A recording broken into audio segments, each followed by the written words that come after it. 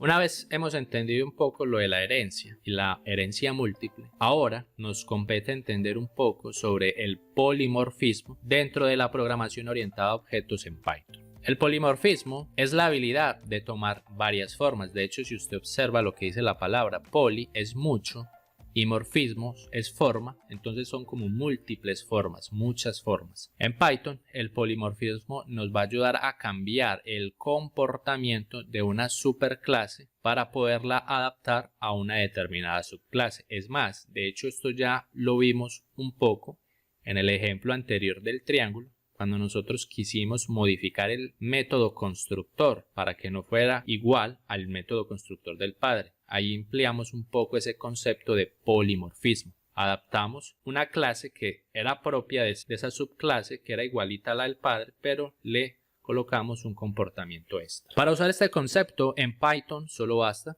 con tomar el nombre del método que nosotros deseamos modificar de la superclase e implementarlo de manera distinta en la subclase. Es decir que en la superclase hay un método cualquiera, un método X. En la subclase va a tener que existir el mismo método con el mismo nombre, pero en esa subclase, a pesar de que tenga el mismo nombre, solo basta con programarla diferente, hacerle la otra lógica que usted necesita que tenga la subclase. Y solo por el hecho de tener el mismo nombre de la superclase, entonces él solo va a hacer caso cuando estemos llamando el objeto a lo que hay en sí en la subclase. En otras palabras, estamos aplicando el concepto de polimorfismo en la programación orientada a objetos. Este video hace parte de la programación orientada a objetos de nuestro curso gratuito de Python que tenemos aquí en este canal. Mi nombre es Sergio Andrés Castaño Giraldo y si tú deseas tener acceso a este curso gratuito, dale clic justo a esta tarjeta que está saliendo aquí encima para que tengas acceso claro a todos los videos que tenemos en el canal. Vamos a irnos al Visual Studio Code para hacer un ejemplo. Aquí iremos a crear un nuevo script de Python que se llame polimorfismo. Vamos a ocultar aquí. Entonces, leemos la clase animals. Como siempre, lo primero que vamos a crear en toda clase será el método constructor. Tiene el parámetro de autorreferencia self por ser un método de instancia, 2 puntos. Y digamos aquí los atributos de entrada que le iremos a colocar a los objetos que sean del tipo animals. Pues supongamos que como animals o animales existen muchos, digamos que el objeto de entrada pues sea en sí el animal que nosotros queremos crear con esta clase. Entonces digamos que aquí estará el animal, un ciervo, una liebre, un conejo, cualquier animal que nosotros queremos crear lo vamos a ingresar aquí como argumento de entrada en el método constructor. Hay que entonces almacenar ese argumento de entrada en la variable de autorreferencia self. Entonces self punto, lo llamamos igual siguiendo las buenas prácticas de Python, y ahí vamos a tomar el argumento de entrada que le ingrese el usuario y se lo almacenamos directamente a la variable de autorreferencia self. Y vamos a implementar un método de instancia, algo que tenga en común cualquier animal, independiente de cuál sea, si es un herbívoro, un omnívoro, si es un insecto, un ave, un perro, cualquier cosa. Hay un método que es común para todos los animales, que sería por ejemplo el método de alimentación. Todos los animales, todos los seres vivos se alimentan. Entonces aquí podemos generar esos métodos que son como más generales, para que ya posteriormente las clases hijas puedan ir adoptando esos métodos generales y en las clases hijas podamos ir implementando métodos más específicos relacionados a como tal la clase hija. Digamos entonces que voy a colocar aquí el feeding de alimentación. Es un método de instancia, tiene que recibir el autorreferenciador self y aquí digamos que el animal está alimentándose, solo coloquemos un print. Entonces digamos el animal colocamos la máscara. El argumento de entrada ¿cuál es? Es self. Entonces colocamos self, que es el argumento de entrada. Con dot notation accedemos a animal, que fue lo que creamos en el constructor. Entonces el animal, por ejemplo la liebre o el conejo o el venado o lo que sea, se está alimentando o está comiendo. Listo, entonces aquí creamos nuestro animal y con el método, que el método no es más que una acción, lo veíamos cuando comenzamos a estudiar lo que es programación orientada a objetos, que los métodos son las acciones que aplican los objetos y los atributos son como las características propias del objeto. En este caso el atributo es animal y el método es como tal la acción que está realizando. Tengo entonces mi primera clase de animal para crear un animal particular, pero digamos entonces que queremos ir separando los animales por el tipo de comida que ellos comen. Entonces podemos crear o separar por las clases de animales. Digamos que en este caso queremos crear una clase de los animales carnívoros, específicos de animales que se alimentan con carne. ¿Te está gustando el video sobre polimorfismo? Si quieres ver los otros videos relacionados a la programación orientada a objetos, también te los dejo en orden en esta tarjeta. Y por ahí derecho, ¿por qué no te suscribes al canal dándole justo clic ahí en ese botón rojo? Entonces podemos crear una clase que sean los carnívoros, carnívoros, y evidentemente un animal carnívoro, eso también es un animal. Entonces de carnívoros, pues evidentemente voy a tener que heredar de animal para no tener que volver a implementar estas funciones que están acá. Entonces vamos a heredar. Sabemos que para heredar basta solo con colocar en paréntesis el nombre de la clase que va a ser el padre. En este caso, animals. Pero entonces nosotros sabemos que los carnívoros pues ya son un poquito más específicos, una categoría de animales. Entonces creemos su propio método constructor y utilicemos la función super, como aquí def.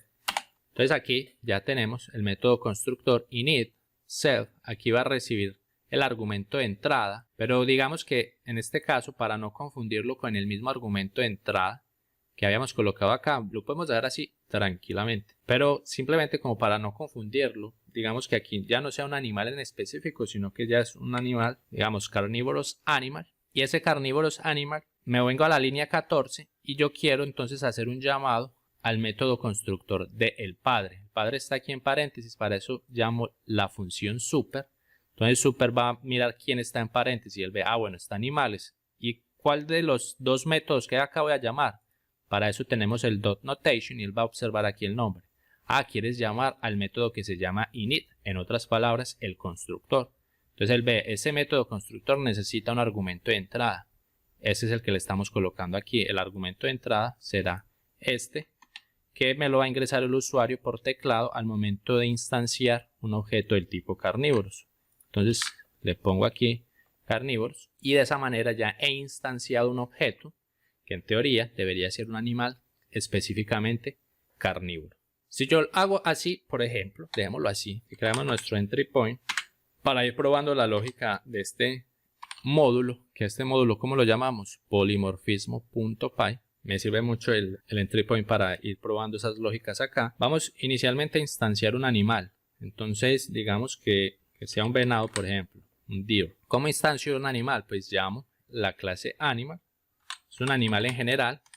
Aquí no estoy especificando si es mamífero, si es herbívoro. Incluso podría haber instanciado un animal que fuera carnívoro con la propia clase animal. Pero si yo instancio algo con esta clase, yo solo tengo acceso a estos dos métodos que hay acá. Entonces voy a llamar animals y como argumento de entrada, mire que el argumento de entrada él me recibe el animal que quiero crear, un venado, deer. Entonces como ya he creado el animal, animal deer, vamos a poner a comer a ese venado. Entonces tenemos el método feeding, es un método de instancia que lo podría tranquilamente transformar en una propiedad. Si yo ejecuto ahí, vea que me va a decir el venado está comiendo, no hay nada nuevo hasta ahí, estamos llamando un método de la propia clase.